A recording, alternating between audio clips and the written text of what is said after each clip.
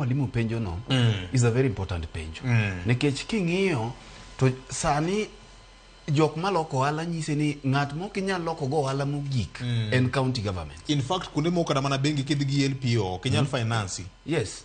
Bengi timo ga LPO financing to kain gi LPO mar counties moko. Oginyal mi pesa matimo project mora mora. Malichie molo en ni yudo ka ntiere pending bids moko mosekaw 10, 5, 6 years to ntiere moko manyo team within 6 months to se chul. Contractors moko ntiere ma samoro no timo gimoro igni 8 mokalo. To ng'at mano otimo manyo ogero chiro just 3 months ago ka pesa ni donjo ni to se chule. Criteria mane mitiyo god.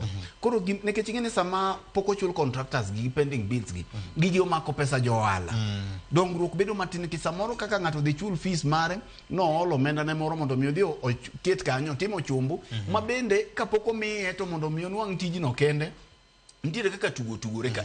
Koro yudo kaka idwa chuli ka to lweny bedo. Mi aparo ni penjo ma mwalimu penjo no en penjo ma berie kabisa ni to omenda ni kokele kech ni winjo kambadi wacho kachacha ni pesa koro wasekelo nu dhuti mang'o prioritize gik monego benu chulo.